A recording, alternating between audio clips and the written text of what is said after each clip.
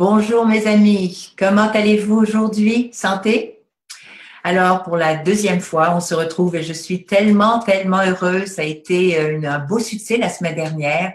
Je tiens à vous remercier, je tiens à remercier tous nos partenaires qui nous ont aidés à transmettre l'information.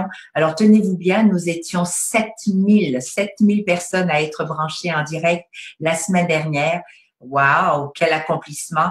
Et après une semaine, tenez-vous bien, le chiffre magique, ce matin je regardais, 76 000 personnes ont regardé la captation. Alors merci. Donc, encore une fois, pour la deuxième captation en direct, aujourd'hui, je vais vous parler nous allons, Séverine et moi, vous parler de deux belles entrepreneurs. Vous allez voir avec beaucoup de résilience, d'entraide, d'humilité, très intéressant comme sujet aujourd'hui. Alors, Séverine, je te donne la parole. J'aimerais que tu viennes me rejoindre avec nos amis qui nous regardent. Bonjour Daniel, très heureuse de te retrouver. Bonjour tout le monde. Merci d'être en si grand nombre avec nous ce matin. Effectivement, Daniel, j'ai l'impression que la thématique du pivot entrepreneurial en temps de crise suscite beaucoup d'intérêt. Et en plus de tous les gens qui ont visionné la captation de la semaine dernière, on a reçu des centaines de commentaires, beaucoup de questions auxquelles on a tenté de répondre, soit durant le direct de la semaine dernière ou par la suite par écrit. Je suis très contente de constater que pour beaucoup d'entrepreneurs, la captation de la semaine dernière leur a amené de réelles solutions, une inspiration pour les pousser à l'action, et c'est pour ça qu'on fait ça ensemble, Daniel, et moi, ça me réjouit de voir qu'on atteint cet objectif-là. Et avant de débuter ce matin, j'avais envie de vous partager un des commentaires que j'ai lu la semaine dernière et qui, à mon avis, met bien la table aux discussions qu'on va avoir aujourd'hui. Et c'est Isabelle Gauvin qui a écrit « Je suis entrepreneur, j'ai mon entreprise depuis 12 ans. J'aime l'idée de se réinventer avec cette crise, mais je trouve qu'avant tout, il faut ralentir, revoir nos façons de fonctionner sans nécessairement revenir comme on était avant. Il faut ralentir, faire un reset. Si les actions sont faites dans la peur de perdre, dans l'anxiété, alors on reste dans ce qu'on était avant. » C'est N'est-ce vraiment pas? C'est vraiment un très beau commentaire et merci parce que ça résume effectivement la plupart des commentaires qu'on a reçus, mais aussi des questions. Il y a eu beaucoup de questions auxquelles nous avons passé la semaine à répondre et puis on en veut encore des questions. N'oubliez pas de nous écrire, vos commentaires sont importants, vos questions aussi. C'est comme ça qu'on va pouvoir trouver des solutions et choisir aussi des entrepreneurs qui vont venir vous donner le goût de vous dépasser. Alors, Séverine, avant d'aller plus loin, peux-tu nous parler un petit peu de l'actualité? Je crois qu'il y a eu des nouvelles aussi cette semaine. Peux-tu les résumer pour nous, s'il te plaît? Oui, en fait, il y a beaucoup d'entrepreneurs qui nous font le commentaire qu'elles apprécient toutes les mesures qui sont mises de l'avant par le gouvernement, mais elles ont souvent l'impression que ces mesures-là les amènent à s'endetter davantage, ce qui n'est pas toujours possible dans certains cas, ni souhaitable. Alors, je me suis dit que j'allais vous faire un petit résumé des mesures qui ont été soit mises à jour ou ajoutées dans la dernière semaine, mais qui n'ajoutent pas nécessairement à l'endettement des entrepreneurs, donc qui sont des subventions. Alors, la première concerne la subvention salariale d'urgence du Canada. Vous savez, la fameuse subvention qui peut payer jusqu'à 75 des salaires des employés dans une entreprise. Alors, cette mesure-là a finalement été adoptée par la Chambre des communes samedi dernier. Alors, elle est maintenant fonctionnelle et officielle. Le calcul de revenus pour les entreprises admissibles a aussi été revu, Daniel, pour pouvoir élargir l'accessibilité à cette mesure-là. Donc, désormais, les entreprises doivent pouvoir démontrer qu'elles ont une baisse de revenus de 15 en mars, soit comparé au même mois l'année dernière, ou soit comparé à la moyenne des revenus de janvier et février. Donc, on parle de 15 au lieu de 30 donc c'est déjà plus flexible. Et on a ajouté cette moyenne de janvier et février. C'est aussi possible de faire la demande en faisant la démonstration que nos revenus ont baissé de 30 mais quand on regarde au niveau du mois d'avril, et de mai, donc les mois de confinement. Donc, encore là, vraiment dans l'optique d'élargir l'accessibilité. Je pense que c'est une très bonne nouvelle, Daniel, de ce côté-là. Du côté du compte d'urgence pour les entreprises canadiennes, alors là, on parle du fameux prêt de 40 000 $ qu'une entreprise peut aller chercher auprès d'une institution financière ou de la BDC, un prêt qui est sans intérêt pour la première année et dont il est possible d'aller chercher 25 % de ce montant-là en subvention. Donc, c'est pour ça que je vous en parle, c'est qu'il y a une possibilité d'aller chercher 10 000 $ en subvention, en autant qu'on rembourse le prêt avant le 31 décembre 2022. Et ce que je voulais vous dire, la nouveauté, c'est qu'il est finalement accessible depuis quelques jours maintenant. Donc, les entrepreneurs peuvent vraiment faire une demande auprès de leurs institutions financières. Elles sont prêtes maintenant à recevoir les demandes. Au niveau provincial, il y a un nouveau programme qui a été annoncé, c'est le PACME, programme d'action concertée pour le maintien en emploi. Alors ici, il s'agit de subventions pour permettre aux employés d'une entreprise de suivre de la formation. Alors, la subvention paie les frais de formation, donc les frais du formateur, mais également les salaires des employés qui suivent cette formation-là et jusqu'à 100 % du salaire peut être admissible. La subvention peut même atteindre jusqu'à 100 000 $, Daniel. Donc, il s'agit vraiment d'une belle subvention pour les entreprises à aller chercher, les entreprises qui veulent justement pivoter, se réinventer et qui doivent ou qui souhaitent que leurs employés développent des nouvelles compétences et d'être prêtes pour la relance économique. Dernière chose, on surveille, je l'espère cette semaine, une possible annonce dans le domaine touristique. On sait que le domaine du tourisme a été très touché par la COVID-19. Il n'y a pas eu d'annonce jusqu'à ce jour, mais on surveille de près, Daniel. Je pense que dans les prochains jours, ça s'en vient.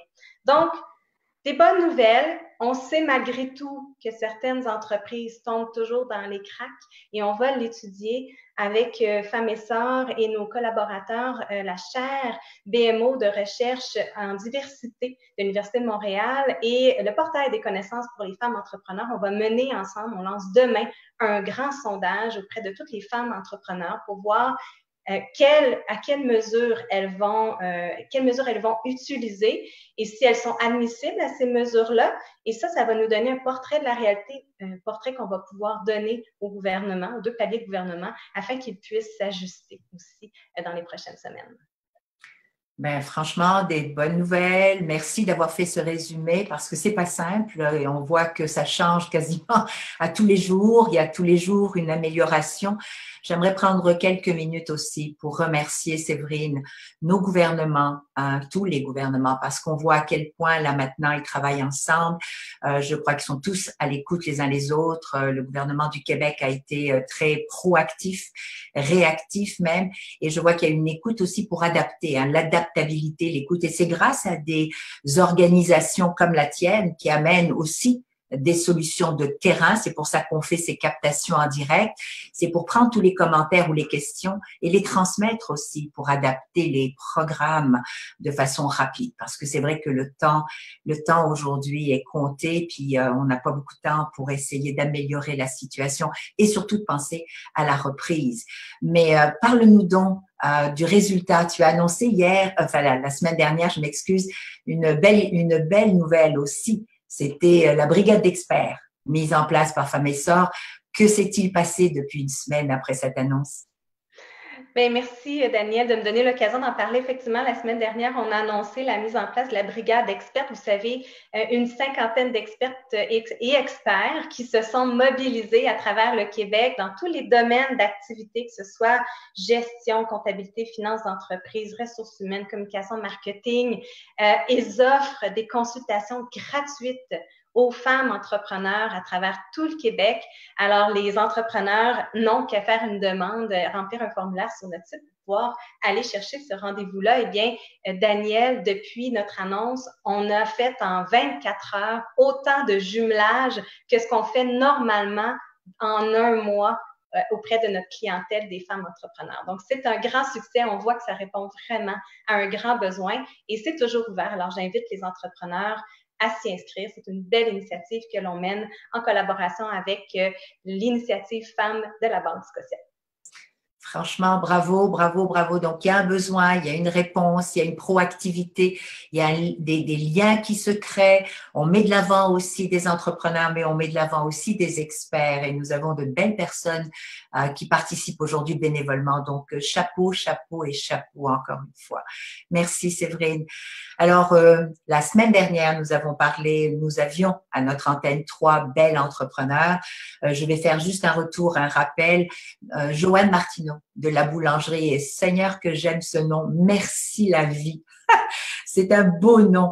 Alors, la boulangerie Merci la vie. On a vu comment la résilience était importante en temps de crise, puisqu'elle a réussi à 2 reprises à faire un pivot. On parle de pivot, donc 2 fois. Elle a pivoté et je pense qu'elle va continuer de pivoter. On va la suivre de très près.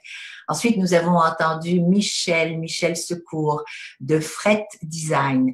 Michel qui nous a démontré la force du réseau. Donc, le networking, savoir garder ce lien et faire appel aussi à ce lien en temps de crise.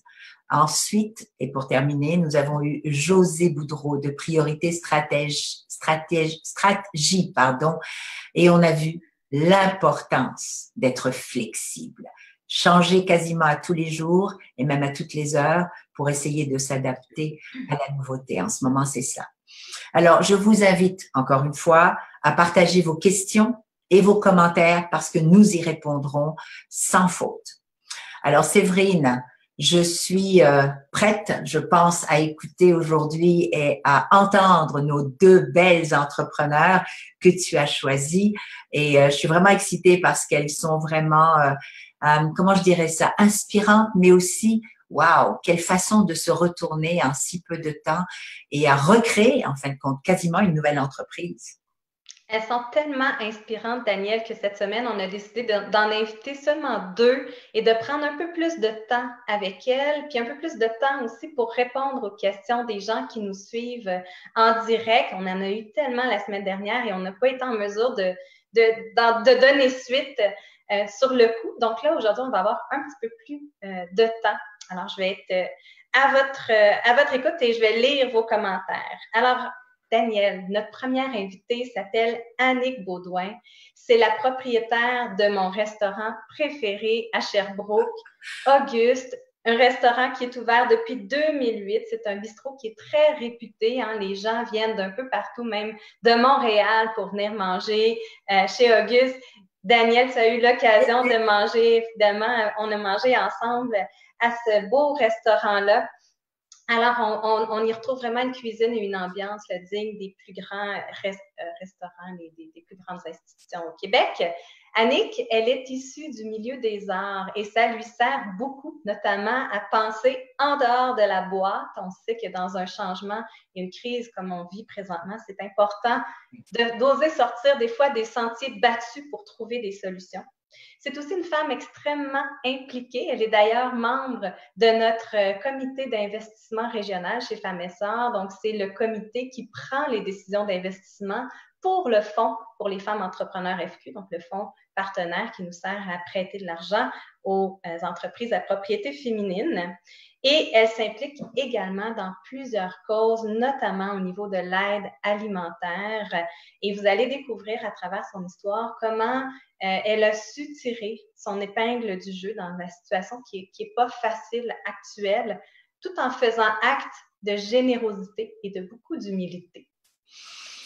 Eh bien, merci Séverine, Annick, félicitations, merci de participer. Franchement, bravo. Bravo pour non seulement la femme entrepreneur, la restauratrice, la stratège quasiment, et aussi la résilience. Donc, on a bien hâte de vous écouter. Je vais vous poser en fin de compte une question qui me brûle les lèvres depuis le début parce qu'on sait à quel point le domaine de la restauration a souffert, n'est-ce pas, des fermetures. Ça, c'est très important. Mais dites-moi, comment ça a impacté vos revenus? Parce que vous êtes, je dis pas vous étiez, vous êtes encore, à mes yeux, à moi, du moins, et à beaucoup de personnes, une institution. D'abord, bonjour à vous 2. Alors, merci de l'invitation et je vais droit au but en parlant des revenus. Je vais être très concrète. lorsque j'ouvre la porte, normalement, du restaurant, je dois vendre entre 3 000 et 3 500 $ par jour pour couvrir les frais. Alors, le seuil de profit, de rentabilité commence à 3 500 par jour. Et je me suis retrouvée à la mi-mars à faire la moitié de ce montant-là par semaine. Ouf. Donc, je n'avais pas le choix de revoir complètement la façon de continuer parce que quand j'ai décidé de fermer le restaurant le 15 mars, j'ai pris une semaine pour penser à ce que j'allais faire. Est-ce que vous avez eu l'idée une seconde que vous alliez tout arrêter? Oui. C'est vrai? Oui, wow. Oui, je l'ai eu. Oui, j'ai hésité. Parce que j'étais consciente qu'il fallait que je fasse pivoter la situation, mais je ne voulais pas offrir un autre produit que ce que j'offre 365 jours par année. Donc, je ne voulais pas modifier la mission qui est d'offrir une qualité dans l'assiette, des menus réconfortants, oui, mais qualitatifs. Mais je l'ai dit tout à l'heure, vous êtes une institution, vous avez bâti une crédibilité, hein, vous avez créé une institution par la qualité. Donc, ça a dû être quelque chose. Hein. J'essaie de penser 30 secondes par où vous avez dû passer parce que c'est votre modèle d'affaires, c'est votre crédibilité, c'est votre fierté. En fin de compte, on va le dire en un mot, c'est l'ego aussi. Hein. Comment faire aujourd'hui, n'est-ce pas? Je dirais, Daniel, que le pivot principal a été mon propre pivot. Alors, j'ai comme une figure de style. C'est comme si, avant mars, on a un grand carré de sable avec un beau château, tout le monde à sa place, tout va bien. Madame Auguste, elle s'assure que tout le monde aille bien, elle peaufine les petits coins qui sont moins ronds. Et, mi-mars, la tempête de sable, je me ramasse avec un grand carré de sable, mais avec un petit tas de sable. Et comment tu as fait pour survivre dans ce contexte-là? Tu parles, Annick, d'une baisse de revenus immense. Qu'est-ce que tu as mis en place pour être en mesure de survivre? Là, je prends mon petit tas de sable. Ça fait 3 semaines que je prends le petit tas de sable avec une grande humilité. Ça prend beaucoup de lâcher prise. Mm-hmm. J'ai laissé la perfectionniste de côté. En ce moment, la perfectionniste n'est pas là du tout. Donc, c'est de revoir une entreprise. J'oublie le grand carré de sable parce que le grand carré de sable, si j'avais l'entreprise que j'opère en ce moment, je n'aurais pas un local aussi grand que ce que j'ai, je n'aurais pas autant que ce que j'ai. Mais j'ai décidé de mettre ça sur pause. Toutes ces pensées-là sont sur pause et de créer, à partir de ce que j'ai maintenant, de mon petit tas de sable, de créer l'offre actuelle. Mais en respectant mes valeurs. Annick, est-ce que vous avez eu à licencier vos employés? Est-ce que vous avez eu à poser des gestes qui viennent nous chercher aussi sur le plan émotif, mais aussi, il y a des calculs à faire, il y a une rentabilité, il y a aussi, vous l'avez dit, j'ai mis un temps de pause, j'ai réfléchi, mais je me suis demandé si je devais tout laisser aller ou si je devais pivoter. Oui. Alors, ça vous a pris quoi pour pivoter?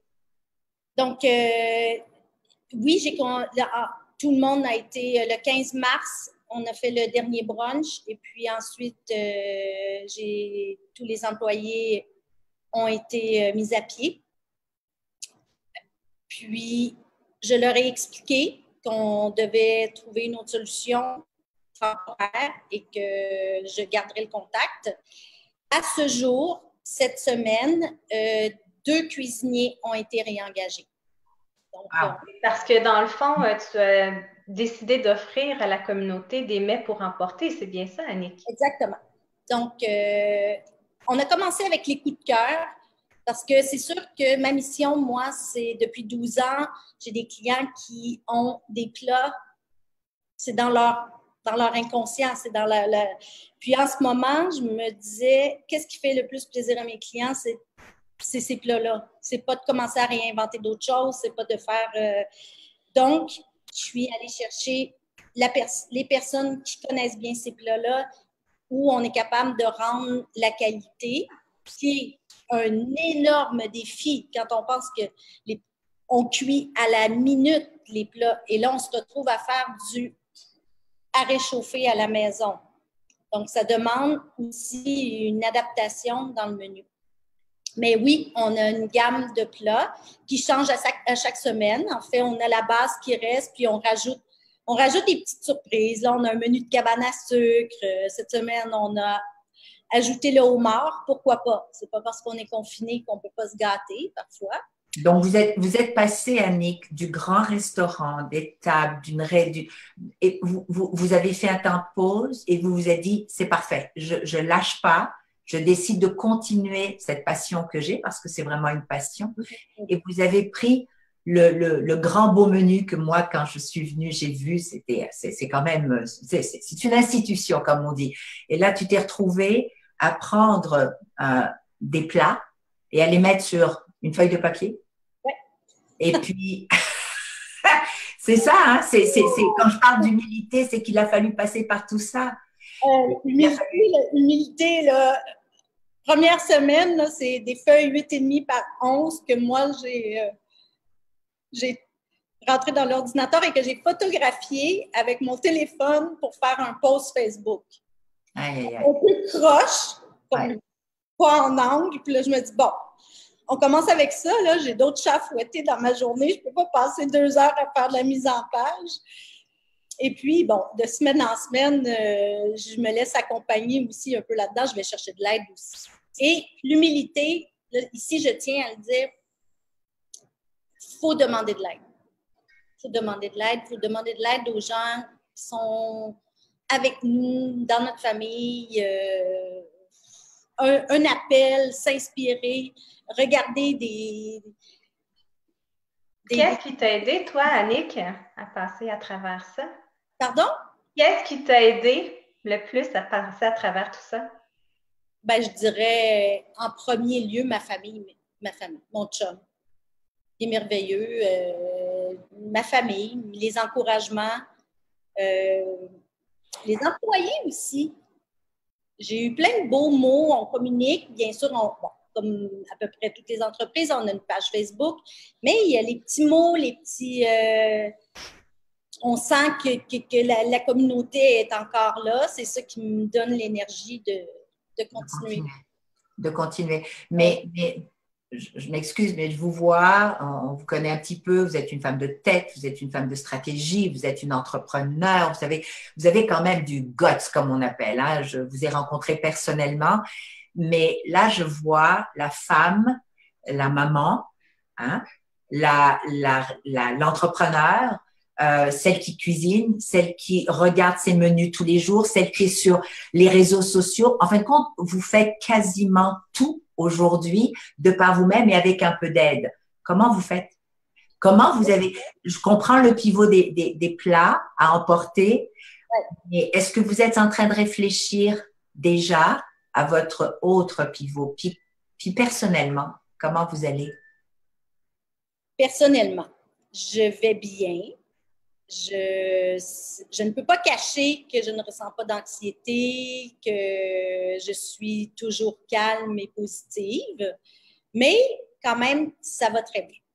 Mon outil qui me sauve en ce moment, je me lève 15 à 30 minutes plus tôt que tout le monde à la maison. Puis, je m'assois et je médite. Puis, selon le temps que j'ai, des fois, il y a plein d'applications pour la méditation. Je ne suis pas quelqu'un qui a un grand historique de méditation. J'ai commencé ça. Puis, il y a des matins où j'ai plus de temps. Je vais peut-être faire une méditation de 15-20 minutes. Des matins où j'ai plus de choses à faire dans mon agenda, je vais faire un 10 minutes, mais j'essaie de ne pas passer à côté. Puis, je me dis toujours 2 choses à réaliser dans les prochaines 24 heures. 2 choses aussi dont je suis fière. Parce que quand on est en démarrage, parce que là, j'appelle ça un démarrage, on fait des gaffes, on se trompe, faut se relever. Puis, on a tendance souvent à dire « Ah, j'aurais pu faire ça comme ça, pourquoi ça s'est arrivé? » J'essaie au moins de retenir au moins 2 choses par jour de positives pour pouvoir continuer, pour pouvoir affronter le prochain 24 heures. C'est vraiment inspirant. D'ailleurs, il y a une dame qui nous suit en direct, Laurie Paquette-Tanner, qui vous dit, Annick, vous êtes l'exemple de l'innovation et de la persévérance. Linda Hébert aussi qui dit, c'est beau de voir que dans l'adversité, qu'on puisse à l'intérieur de nous, qu'on puise à l'intérieur de nous pour réussir à innover et à pivoter. Donc, merci Annick. Déjà, vous inspirez plusieurs personnes qui nous écoutent présentement. Annick, moi, j'ai une question. Si on revient un peu à ce que tu as mis en place, on passe du tu au vous, Annick. Là, je suis un peu mélangée, mais on se connaît bien, toi et moi, alors on va continuer au tu. Annick, la mise en place de ce pivot-là, donc ce nouveau service de plats pour emporter, ça fonctionne quand même très bien. Considérant ce qu'on est en train de vivre, est-ce que c'est quelque chose que tu vois se poursuivre même après la crise et au moment de la relance? Oui, certainement. Donc, c'est sûr que je ne cacherai pas que je me sers aussi de ce moment-là pour faire une belle étude de marché. Donc, je vois ce que mes clients recherchent, ce que je fais de bien, ce que je fais de moins bien. Donc, je lis bon coup, les mauvais coups. Mais oui, c'est vraiment un service que je veux garder, que je veux peaufiner. Actuellement, je suis à envisager un site transactionnel. Donc, souvent dans mon milieu, c'est très... Parce qu'en ce moment, là, il faudrait me voir à la maison là, quand je fais le travail avec les commandes, avec des bons commandes. Je prends toute la table de manger. OK? Alors, moi, j'en prends de la place chez nous en ce moment-là. J'ai des bons partout, mon ordinateur, ça traîne, des piles. Donc, c'est ça. Donc, tout ça m'amène aussi à dire, ben là, c'est beau, on est en situation de crise. Je ne peux pas avoir ce setup-là pendant les prochaines années. Donc, voilà. Donc, oui, mais c'est vrai, effectivement, c'est une offre que je veux conserver. Mais ce qui est intéressant, Annick, c'est que dans votre cas, je reviens encore, je vais résumer, vous avez reçu le choc, vous avez dû laisser partir vos employés, vous regardez votre restaurant, vous devez payer un loyer, un restaurant qui a une position, vous êtes en réflexion, puis vous dites non, non, non, non, moi là, c'est important que je sois capable de me relever. C'est important que je sois capable de faire différence. C'est pas vrai que je vais baisser les bras, n'est-ce pas? Donc, réflexion, pivot. Premier pivot, plat à emporter. Là, vous êtes seul. Puis là, vous faites appel peut-être à 1 ou 2 personnes et à votre chum. Personnellement, vous savez maintenant qu'il faut que vous vous leviez un petit peu à l'avance parce qu'il faut absolument que vous méditiez. Parce qu'il faut absolument que vous vous reconnectiez avec cette force que vous avez en vous pour pouvoir créer, n'est-ce pas? C'est de la créativité. Et pour terminer, eh bien, ce pivot-là va vous amener probablement à faire un autre pivot, c'est ce qu'on entend, parce que je pense pas que vous êtes prête à baisser les bras. C'est que même, quand on dit, et je le répéterai pas assez, dans chaque crise, il y a une opportunité, vous êtes en train de la trouver, c'est que peut-être votre restaurant va prendre une autre forme. Vous allez peut-être continuer, je pense, je sais pas. C'est quoi votre réflexion maintenant? Est-ce que le restaurant va rester la même chose? Vous allez faire quoi? C'est sûr qu'en ce moment, tout ce qui se crée va avoir un impact sur le futur. Que ce soit tous les gestes que je pose du matin au soir. Parce que là, moi, ma richesse en ce moment, bon, j'ai pas encore fait mes demandes de subvention. Ma richesse, c'est mon temps.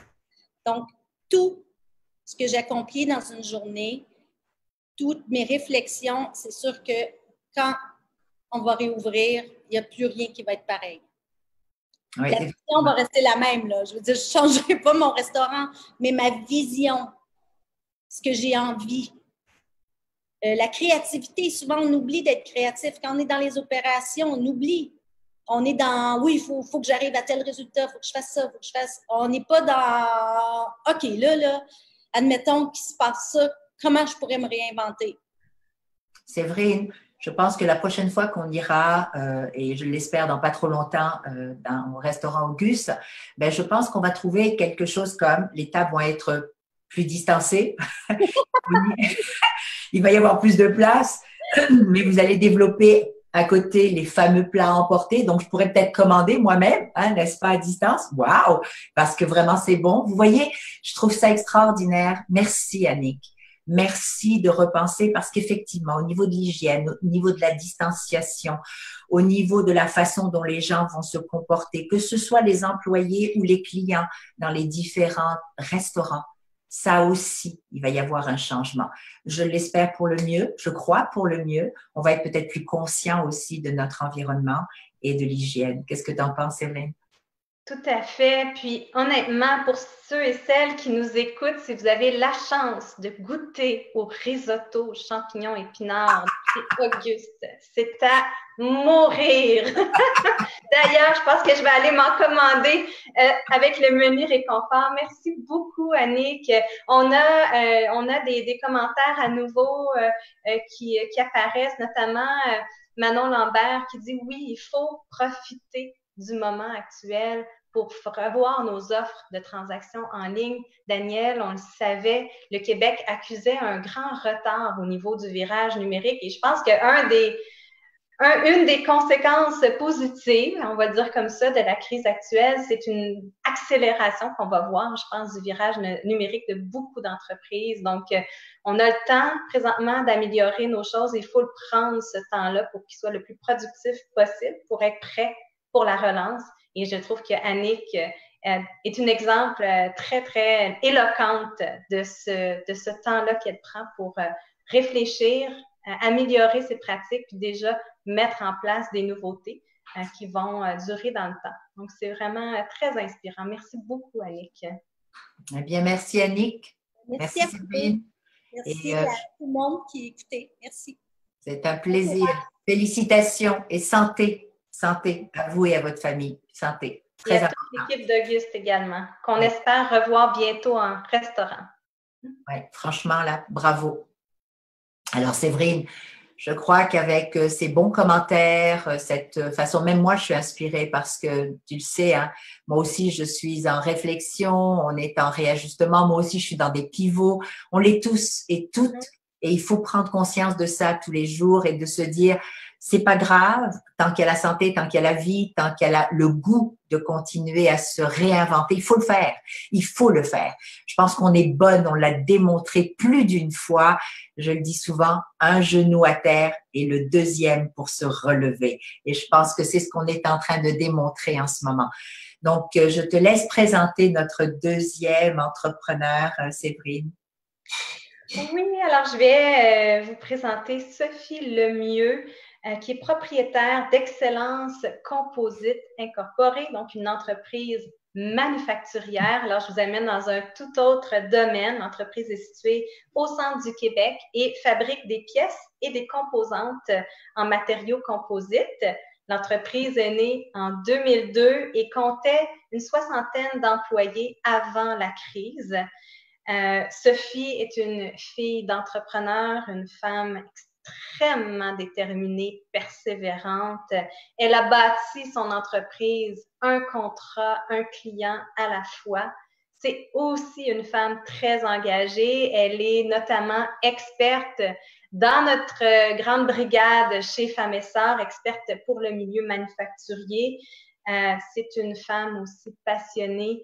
Et je pense que c'est cette passion-là, c'est cette détermination-là qui la qualifie si bien, qui lui permet de se relever les manches et elle aussi de pivoter, de faire pivoter son entreprise et de tenter du mieux qu'elle le peut, de trouver des solutions pour que son entreprise non seulement survive à la crise actuelle, mais soit fin prête pour la relance. Et je vais la laisser raconter son histoire, mais les moyens qu'elle trouve sont fort inspirants. On retrouve beaucoup d'entraide et de collaboration. On va en parler avec elle d'ici peu. Bonjour Sophie. Bonjour. Merci d'être parmi nous. Alors, on va découvrir une belle entreprise, quand même 60 employés avant la crise. C'est pas rien. De la volonté, tête, je dirais, sur les épaules, mais aussi beaucoup de cœur. On va vous découvrir aujourd'hui. Merci de participer. Je sais que c'est pas toujours facile, Sophie, de partager. C'est pas simple non plus d'exprimer parce qu'il y a des émotions qui montent aussi. Qui aurait cru qu'on se retrouverait dans une telle crise, mais qui aurait cru aussi qu'on soit capable quand même de pivoter, de se réinventer avec autant de passion, avec autant de volonté, n'est-ce pas? Donc, vous, racontez-nous, dans quel contexte vous avez appris que les entreprises, comme on appelle non essentielles, devaient fermer, parce que vous faites partie de ces entreprises qui sont non essentielles. Vous étiez où et comment? En fait, je dois dire que j'ai eu la brillante idée le 8 mars de partir en vacances. J'ai décidé le 6 mars de partir en vacances. Je suis partie le 8 mars et on parlait un peu du COVID dans ce temps-là, mais pas tant. Donc, je ne me suis pas méfiée que ça allait être une semaine un peu envoyée en vacances, si je peux dire ainsi. Donc, je suis partie le 8, je suis revenue le 15. Et j'étais à Cuba, puis évidemment, on avait TVA là-bas. Je ne savais pas qu'on avait TVA, mais finalement, j'avais TVA. Donc, j'ai suivi toutes les nouvelles de la COVID par l'intermédiaire de TVA. On n'allait pas veiller tard le soir, on écoutait TVA à 10 heures tous les soirs. C'était rendu important. Donc, je me suis rendu compte à peu près dans le milieu de la semaine que il fallait probablement que je me mette en isolement. Et je voyais noir, là, je me disais, voyons donc, ça ne fait pas de sens que je revienne de vacances et que je ne puisse pas rentrer dans mon usine. Pour moi, ça ne faisait pas de sens, mais le jeudi, le vendredi, le samedi, à force de parler aux gens de l'usine, je me suis bien rendu compte là, le samedi que si moi, je rentrais à l'usine le lundi quand je revenais, que mes employés sortaient. Donc, il a fallu à un moment donné que je me résigne à dire, je vais faire mon confinement chez moi pendant 2 semaines. Donc, je reviens la nuit du 15 au 16. Et la première semaine, ça va quand même assez bien. Tout le monde était venu me porter mes trucs pour travailler chez nous. Donc, c'était tout sur le bord de la porte. Quand je suis revenue, lundi matin, j'installe mes affaires. La semaine commençait à être rock'n'roll. Là, on était le 15-16. Finalement, ça va quand même. Je suis chez nous, ça va quand même assez bien. Je gère à distance. Le vendredi, on a eu un téléphone soir. Le vendredi soir, on a eu un téléphone d'une compagnie qui cherchait quelqu'un pour découper du plexiglas. On a commencé à répondre à la demande de couper du plexiglas. Donc, on a travaillé toute la fin de semaine, samedi, dimanche. On est allé emporter chez d'autres fournisseurs aussi. On parle du plexiglas pour les épiceries, c'est ça, hein? Pour les magasins, pour se protéger du virus, c'est bien ça? En plein ça. Puis nous, on fait partie de la plasturgie, là, on fait partie de l'industrie des plastiques, mais en fait, le plastique et le fibre de verre, les matériaux composites, c'est carrément différent, c'est pas du tout la même chose. Je vais revenir pour ceux qui nous entendent, pour bien comprendre le domaine dans lequel vous êtes, qui est quand même assez particulier, c'est industriel, c'est spécifique. Il n'y a pas de produit que nous, les consommateurs, on peut acheter directement de vous. Vous êtes une sorte de… Vous fabriquez pour plusieurs différentes industries, c'est cela. Et là, vous avez réfléchi à une façon de pouvoir contribuer, mais en même temps, de continuer à faire rouler la shop avec quelques-uns de vos employés. Vous avez combien d'employés en ce moment parce que vous étiez 60? On était 60. En fait, le 23, quand on a décidé de fermer, on a décidé de mettre à pied tout le monde. On en a rappelé, on en a présentement 13 qui travaillent. Il y en a 3 autres qui rentrent demain. J'en ai qui rentrent lundi prochain aussi. Donc, on devrait être, la semaine prochaine, on devrait être 20 personnes à l'emploi. Quand même. Ouais. Comment vous avez vécu ça? Je veux dire, vous, quand vous avez appris qu'il fallait fermer, quand vous avez essayé de réfléchir à une façon de faire, qu'est-ce qui s'est passé dans votre tête et dans votre cœur là? Comment vous avez réagi à tout ça? J'écoutais le ministre Legault. On était le lundi le 23. Il était 1h02 et 3 peut-être quand il a annoncé la fermeture de tous les commerces non essentiels. C'est pas la première mauvaise nouvelle que j'ai dans ma vie d'entrepreneur. Ça fait quand même 18 ans. Mon corps est venu en transe. Je ne pouvais pas croire ce que j'entendais. Ça se bousculait dans ma tête. Une affaire que je dois dire aussi, habituellement, c'est pas la première mauvaise nouvelle que j'ai, mais je me mets en petite boule puis je braille. Je braille ma vie, je crie, je viens hors de moi. Je suis pas belle à avoir une chance cette fois-là, je suis chez nous parce que des fois, ça arrive ici. Il faut que je m'en aille chez nous. Mais je me sens comme ça. Puis souvent, la manière de sortir ça, c'est de dire à mon conjoint ou à ma fille, ça fait pas de sens, de chialer puis de brailler ma vie, puis de dire tout haut mon mécontentement.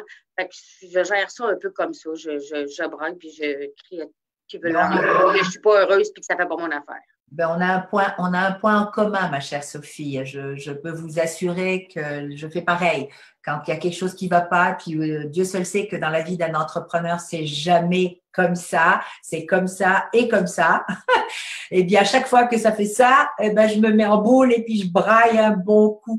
À chacune, je dis pas que c'est la façon de faire de tous, hein, faire attention. Et c'est pour ça que c'est important qu'on vous entende de tous et chacune. Parce que pour vous, c'est ça. Et c'est comme ça que vous arrivez à vous relever. Mais non, ça ne doit pas être simple parce que vous êtes quand même spécifique dans votre domaine. Vous ne faites pas partie des entreprises essentielles. Mais là, vous avez trouvé le moyen quasiment, en allant peut-être chercher quelqu'un d'autre, de devenir une entreprise essentielle. C'est en plein ça. C'est un peu ça qui est arrivé. Cet appel-là est arrivé. La fermeture de l'usine est arrivée en même temps. J'ai braillé ma vie.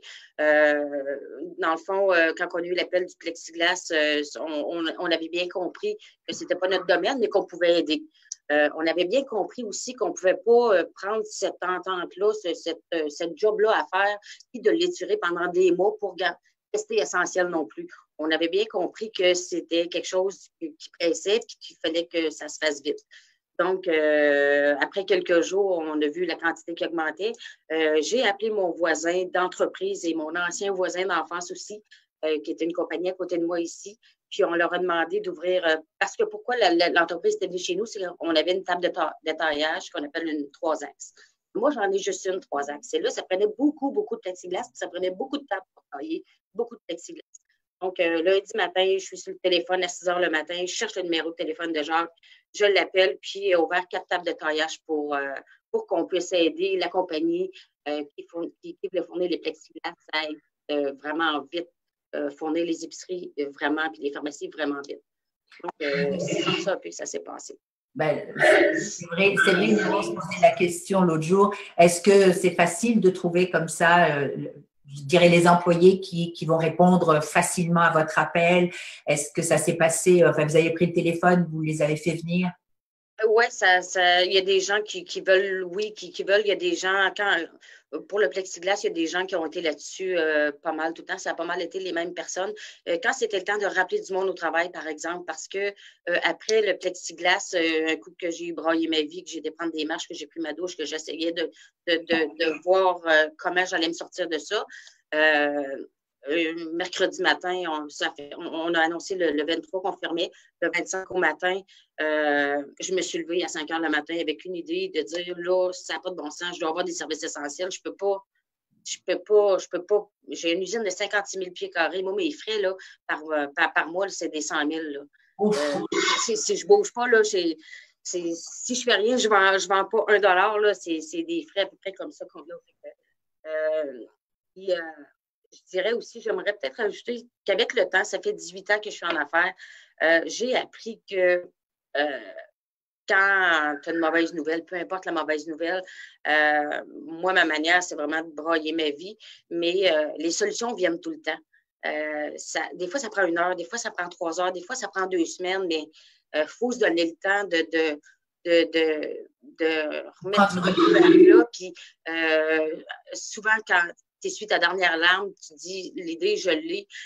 Puis moi, ce matin-là, ça a été de rappeler un client qui payait très vite, puis qui payait très vite. Je me suis dit, bien, si je suis capable de faire des pièces pour lui, puis qu'il me paye vite, bien, je vais être capable un peu plus de me sortir.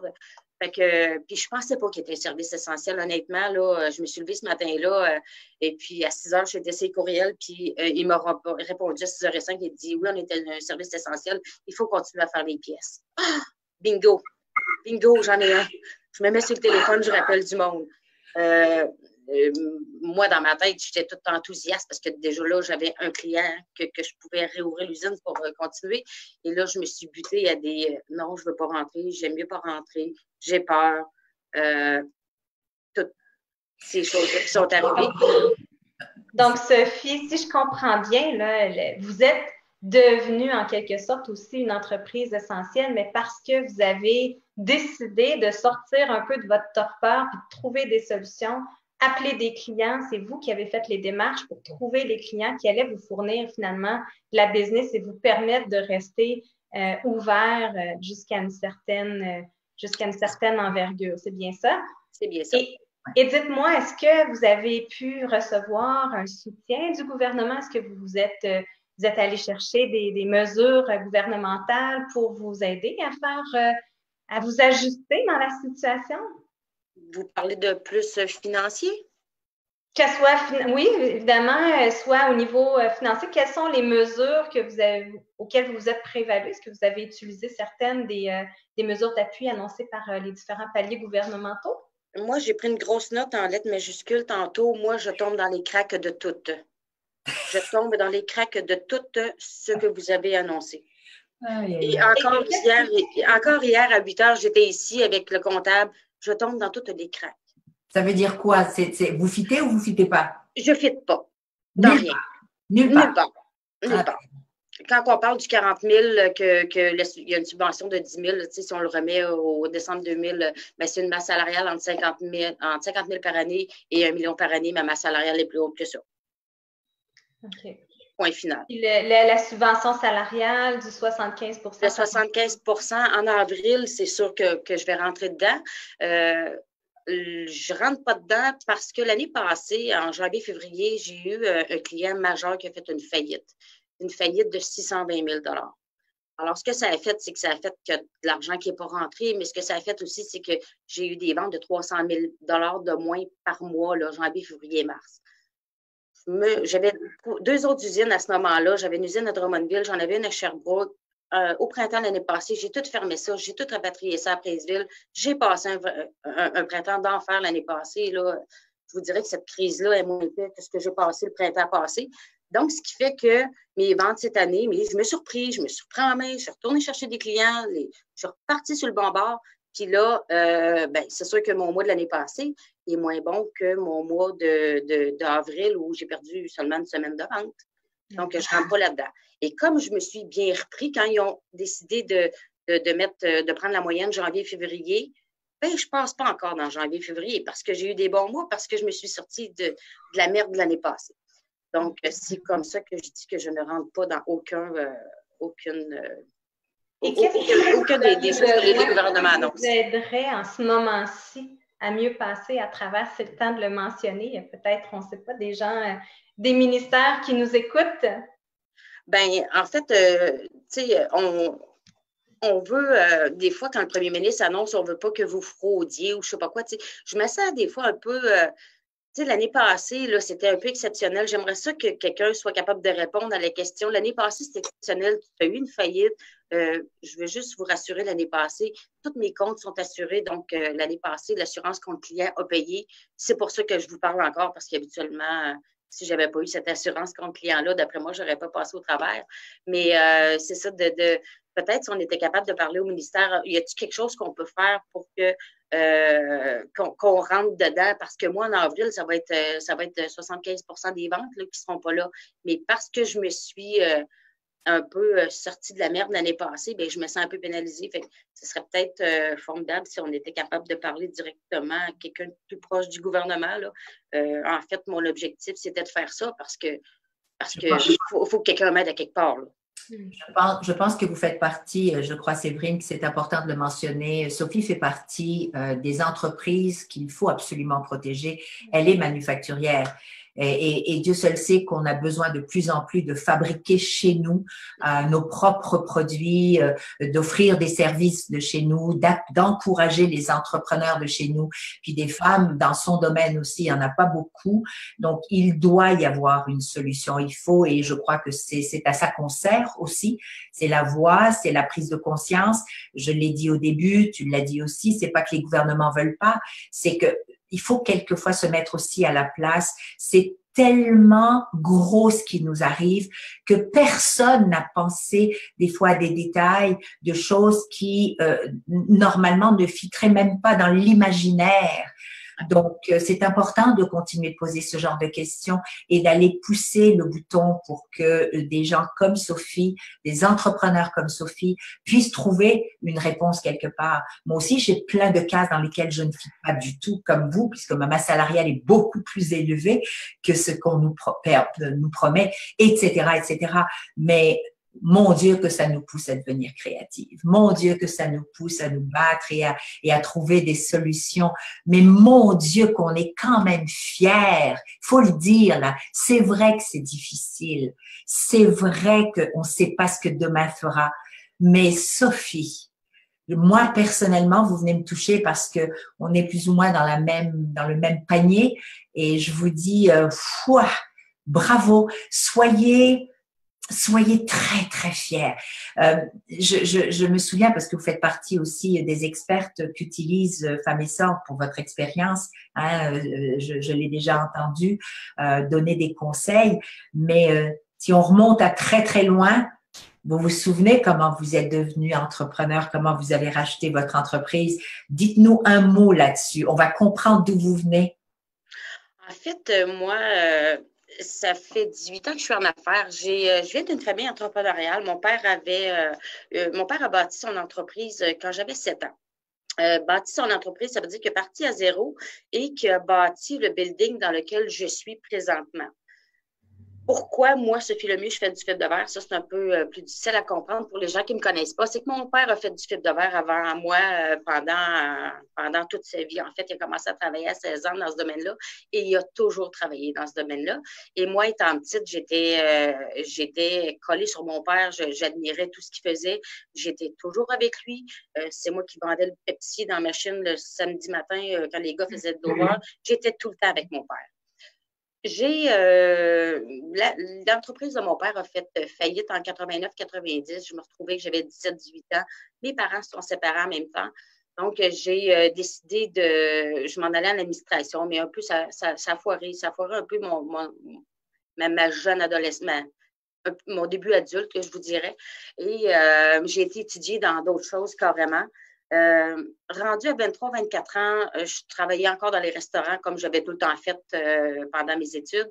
Puis mon père m'a appelé l'usine qu'il avait bâtie quand j'étais plus jeune, avait été vendue à une compagnie qui faisait des coques de motomarine en fibre de verre. Donc, mon père avait commencé à travailler pour cette compagnie-là. Il travaillait encore dans la bâtisse qu'il avait bâtie, mais pour une autre compagnie. Il m'a appelé, il m'a dit « Sophie, je manque de travailleurs, veux-tu venir travailler? » Puis comme je t'habituais à peu près à faire n'importe quoi, j'ai commencé à travailler pour cette entreprise-là. J'ai travaillé pendant presque 10 ans pour cette entreprise-là, en passant d'employé sur le plancher au contrôle de qualité, comme contremaître de soir. Et après presque 10 ans de service, un mardi matin, on m'a congédié. J'avais cette entreprise-là tatouée sur le cœur. Je travaillais avec mon père dans une entreprise d'un autre, là, mais je travaillais encore avec mon père. Donc, ça faisait déjà 2 ans que je pensais à me partir en affaires. J'avais 32 ans à ce moment-là quand je me suis fait congédier. Je me sentais comme une moins que rien. Je viens d'un petit village où tout le monde se connaît. Je me sentais comme une moins que rien. Sophie, c'est là où vous vous êtes mis en boule encore et que vous avez pleuré. Vous savez combien de temps ça a duré? Ça a duré 5 ans. Ça a duré 5 ans que j'étais en... Mais en fait, je ne savais pas que j'avais cette force-là en moi, même si j'étais gênée. Je ne voulais plus aller au centre d'achat, je ne voulais plus à l'épicerie, je ne voulais plus voir personne. J'étais tellement gênée et humiliée de ce congédiement-là. Mais j'avais quand même le désir de me partir en affaires. Tout ça pour dire que j'étais congédiée février-mars 2002 et le 1er juin 2002, j'étais déjà partie en affaires. Ben Et voilà. vous avez racheté cette entreprise-là ou le building? C'est ça. Fait que j'ai commencé à Victoriaville. Maintenant, on est à Princeville, mais j'ai commencé à Princeville avec rien, avec pas de contrat, avec pas de job, avec rien, Voilà. pas de salaire en plus, avec un enfant de 5 ans. Et finalement, j'ai roulé ma bosse. Après 7 ans d'existence, l'usine de Princeville, où est-ce que l'usine de Camoplast était, ils ont décidé d'annoncer la fermeture. Puis moi, en même temps, j'ai eu un téléphone d'un client américain qui me donnait 3 millions de business. J'ai terminé un et deux, j'ai appelé mon père, j'ai dit, papa, ça me prend l'usine à Princeville. Il me dit, t'es-tu folle? Sais-tu comment ça coûte? J'ai dit, je m'en fous, j'ai besoin de ça. Lui, il veut. Mais tu sais, c'était pas plus qu'un téléphone là, qui avait duré 20 minutes, là, mais moi, j'étais partie pour la gloire, là. Et c'est ça. Donc, j'ai acheté le building que mon père avait bâti quand j'étais jeune. Ce que je voulais démontrer, Sophie, dans votre histoire, parce qu'il nous reste peu de temps, c'était ce rebondissement constant. Donc, vous avez fait face, mais vous n'avez jamais lâché. Donc, aujourd'hui, vous démontrez encore une fois que vous rebondissez et vous rebondirez aussi. Et vous venez de faire un pivot. Je suis sûre que ce ne sera pas le premier. Et je suis sûre qu'il y en aura d'autres de pivots que vous allez faire pour continuer de tenir la barre. Donc, merci de nous avoir inspirés. Merci de votre témoignage. Félicitations. Et je pense qu'on a entendu aussi le fait que vous ne tombez dans aucune des cracks. J'espère qu'on aura une réponse. Je crois que oui, parce que nos gouvernements, il faut le dire, nous répondent quand même. Il faut leur donner ça. Ils font de leur mieux. Je dirais merci en même temps, et on en parlait avec Séverine, à tous ces fonctionnaires, parce que je peux vous dire, pour le vivre moi-même, qui travaillent du matin au soir, 24 heures quasiment, qui répondent. Je crois qu'on parle beaucoup des gens de la santé, mais il faut parler aussi de nos fonctionnaires qui aujourd'hui nous permettent justement d'avoir accès à tous ces programmes jour après jour. Tout à fait. Je veux juste me permettre, Daniel et Sophie, de vous partager 2 commentaires. Ici, Guylaine Cadieux qui dit « Sophie, vous êtes inspirante. Continuez d'être forte, vous avez la voie de la réussite. Je vous souhaite un ange qui vous aidera. Oui, soyez fiers, telle Madame Henkel vous dit. » Et il y a aussi Linda Hébert qui dit « Vous êtes admirable, un exemple de résilience, de créativité et de persévérance. Vous êtes tout simplement inspirante. » Vous allez me faire pleurer, arrêtez. Et c'est tout à fait correct de laisser parler ses émotions. Moi, ça m'a beaucoup parlé d'ailleurs quand vous avez dit qu'on se met en petite boule et on pleure un bon coup. Je suis pas entrepreneur, mais je peux vous dire que je fais exactement la même chose quand j'ai un coup dur. Mais ça nous empêche. Ça fait du bien, ça fait du bien, ça fait sortir un peu le trop-plein. Oui, ça permet. Alors, merci encore une fois, Annick, et au plaisir de se reparler dans les prochains jours, les prochaines semaines, pour voir comment vous allez aussi. On prend contact. Et n'hésitez pas à utiliser les services de la brigade d'experts aussi. Même si vous êtes experte, vous avez le droit de consulter d'autres experts. Donc, je reviens vers nous. Séverine, on a une belle annonce à faire. Puisque une très belle annonce même. Je crois que nos auditeurs, auditrices vont être très contents puisque on va avoir l'honorable Pierre Fitzgibbon à notre antenne la semaine prochaine pendant 1 heure de temps, de 9h à 10h.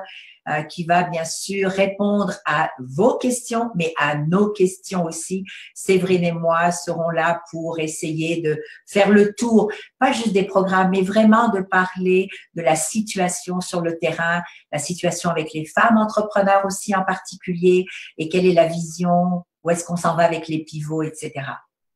Tout à fait. On aura l'occasion vraiment d'aborder les différents enjeux, de les faire ressortir comme ça a été abordé aujourd'hui et la semaine dernière. On va aussi en profiter pour parler avec M. Fitzgibbon de reprise économique. Il faut voir la lumière au bout du tunnel. C'est quoi sa vision et comment le gouvernement va pouvoir aussi appuyer tous les entrepreneurs qui seront prêtes à réouvrir leurs portes, la porte de leurs entreprises et redémarrer cette économie-là. Est-ce qu'elle sera comme avant? Peut-être que oui, peut-être que non. Ça sera intéressant en tout cas de discuter de la vision.